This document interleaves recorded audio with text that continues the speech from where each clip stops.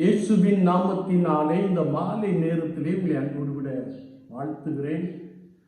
வேதத்தின் வெளிச்சம் என்ற நிகழ்விலே நீங்கள் அழைக்கப்பட்ட அழைப்பை பாருங்கள் என்ற வார்த்தையை நாம் தியானித்துக் கொண்டிருக்கிறோம்.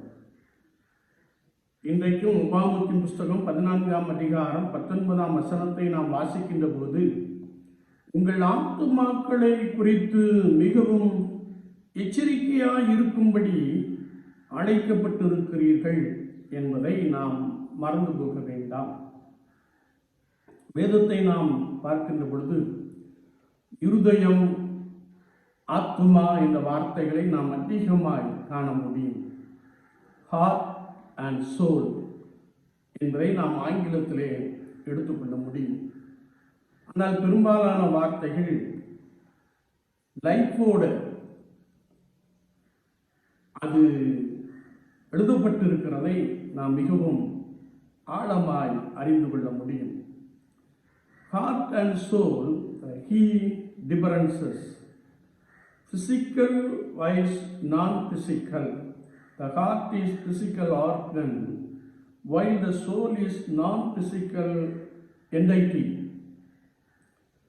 The heart is associated with emotions, while the soul is connected to spirituality and the divine.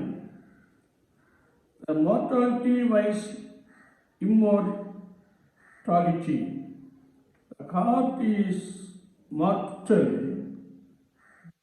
while the soul is believed to be immortal. நாம் இன்னும் கொஞ்சம் வேத வசனங்களை நாம் வாசிக்கின்ற பொழுது மிக தெளிவான ஒரு காரியத்தை நாம் பெற்றுக்கொள்ள முடியும். ஆதியாகமத்தின் புஸ்தகம் 2ஆம் அதிகாரம் 7ஆம் வசனத்தை நாம் வாசிக்கின்ற போது, தேவனாகிய கர்த்தர் மனுஷனை பூமியிலே மண்ணினாலே உருவாக்கி ஜீவ சுவாசத்தை அவன் நாசியில் ஊதினார், அவன் ஜீவாத்மாவானான் என்ற ஒரு வார்த்தையை நாம் வாசிக்கிறோம். சுவாசம், அவன் ஜீவனுடையவனாக புது வாழ்வு பெற்றவனாக மாறினான் என்பதை நாம் மிக தெளிவாக அறிந்து கொள்ள முடியும். 1 சாமுவேல் 18ஆம் அதிகாரம் 1ஆம் வசனத்திலே நாம் வாசிக்கின்ற பொழுது, யோனத்தானுடைய ஆத்துமா தாவீதின் ஆத்துமாவோடு ஒன்றாய் இசைந்திருந்தது. யோனத்தான் அவனை தன் உயிரை போல சிநேகித்தான். ஆத்துமாவும் ஒன்றாய் இணைந்திருக்கிற ஒரு தன்மையை குறித்து வேதம் சொல்லுகிறது. சிலர் பேசுகின்ற பொழுது அவர்கள் இருவரும் ஆத்மீக நண்பர்கள் என்று சொல்லுகிற ஒரு வார்த்தை உண்டு. இதெல்லாம் சாதாரண வார்த்தை அல்ல. பேரளவிலே சிநேகிக்கிற அந்த சிநேகத்தை விட ஆழமான ஒரு சிநேகத்தை, தன் உயிரை போல சிநேகிக்கின்ற அந்த தன்மையை குறிக்கிறது. 1 ராஜாக்கள் 17:22 நாம் வாசிக்கின்ற பொழுது, அங்கே சாரிபாத் என்னும் ஊரிலே ஒரு விதவை காணப்பட்டாள். விதவையை கொண்டு ஆண்டவர் எலியாவை போஷித்தார். அவள் வீட்டில் பஞ்ச காலத்திலே அப்பமும் எண்ணெயும் குறைபடவில்லை. ஆனால் அவளுடைய ஒரே மகன் வியாதிப்பட்டு மரணத்துக்கு ஏதுவாய் காணப்பட்டான். எனவே அந்த ஸ்திரீயானவள், நான் உம்மை என் வீட்டிலே தங்கும்படியாய் ஒரு அறையை, மேல் வீட்டு அறையிலே கொடுத்தேன். நீ என் ஆத்மாவுக்கு துக்கம் உண்டாகும்படி என் பிள்ளை சாகிறதற்காக இங்கே வந்தீர் என்று சொன்ன மாத்திரத்திலே எலியா கர்த்தரை நோக்கி பார்த்தார். வேதத்திலே நாம் வாசிக்கின்ற பொழுது, ஆண்டவரே, இந்த பிள்ளையினுடைய ஆத்மா அவனுக்குள் திரும்பி வர பண்ணும் என்று ஜெபித்தான். ஆத்மா அவனுக்குள் திரும்பி வந்தது, அவன் பிழைத்தான். இங்கே சொல்லப்பட்டிருக்கிற வார்த்தை லைஃப், ஜீவன் என்ற ஒரு வார்த்தையை நாம் இங்கே அறிந்து கொள்ள முடியும். அவனுடைய உயிர் அவனுக்குள்ளே திரும்பவும் வந்தது.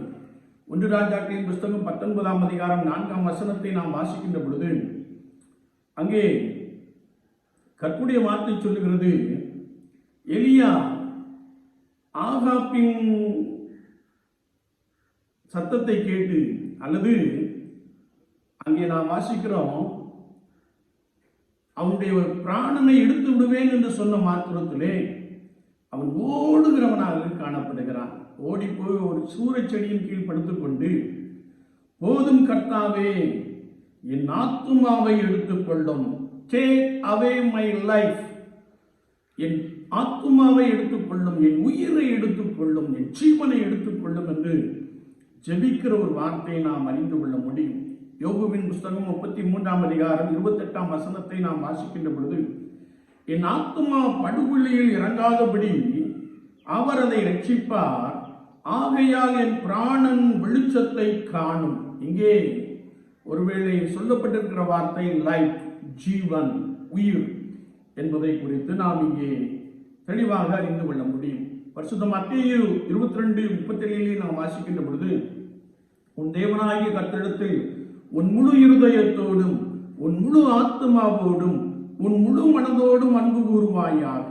With all your heart, with all your soul, with all your mind என்ற ஒரு வசனத்தை நாம் இங்கே வாசிக்க முடியும். என்னை கேட்டுக்கொண்டிருக்கிற என் அன்பு சகோதரனே, சகோதரியே, உங்கள் ஆத்துமாக்களை குறித்து மிகவும் எச்சரிக்கையாய் இருங்கள் என்ற வார்த்தை உங்கள் வாழ்க்கையை குறித்து, இந்த பூலோகத்திலே நீங்கள் வாழ்ந்து கொண்டிருக்கிற அந்த அனுபவத்தை குறித்து, குறிப்பாக உங்கள் ஜீவனை குறித்து, உங்கள் ஆத்துமாவை குறித்து மிகுந்த எச்சரிக்கை உடையவர்களாக காணப்படுங்கள் என்று வசனம் சொல்லுகிறது. ஏனென்றால் ஆத்துமா ஆண்டவரோடு கூட, அல்லது ஸ்பிரிச்சுவாலிட்டி அந்த டிவைன் என்ற வார்த்தையின்படி அது ஆவிக்குரிய ஒரு அனுபவத்தோடு கூட தொடர்புடையதாக காணப்படுவதை பரிசுத்த வேதாகமத்தின் மூலமாக நாம் மிக தெளிவாக அறிந்து கொள்ள முடியும்.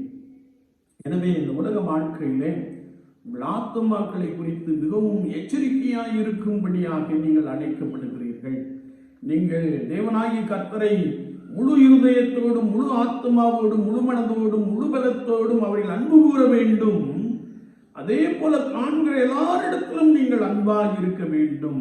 எப்படி என்றால், யோனத்தான் எப்படி தாவீதின் மீது தன் உயிரை கொண்டு அவன் அன்பு கூறினானோ, அல்லது யோனத்தானுடைய ஆத்மா தாவீதின் ஆத்மாவோடு ஒன்றாய் இசைந்திருந்ததோ, அப்படியே உங்கள் ஆத்மா தேவனோடு கூட இசைந்திருக்கிற, பரிசுத்த ஆவியானவரோடு கூட இசைந்திருக்கிற, பரிசுத்த ஆவியின் கனிகள் நிறைந்ததாய் காணப்படுகிற ஒரு அனுபவத்தை உடையதாக இந்த உலகத்திலே காணப்பட வேண்டும்.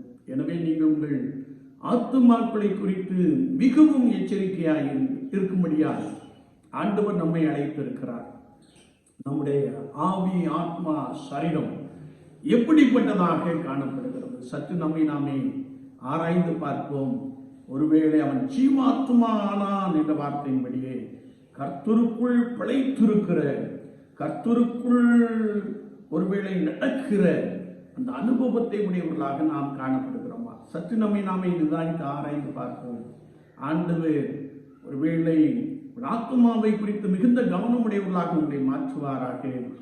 அந்த ஆவி, ஆத்மா ஒருவேளை நம்முடைய இந்த உலக வாழ்க்கைக்கு பின்பதாக தேவனோடு கூட இரண்டாம் வருகையிலே இணைந்து கொள்ளுகிற அந்த கிருபையை ஆண்டவர் நமக்கு நிறைவாய் கொடுப்பாராக.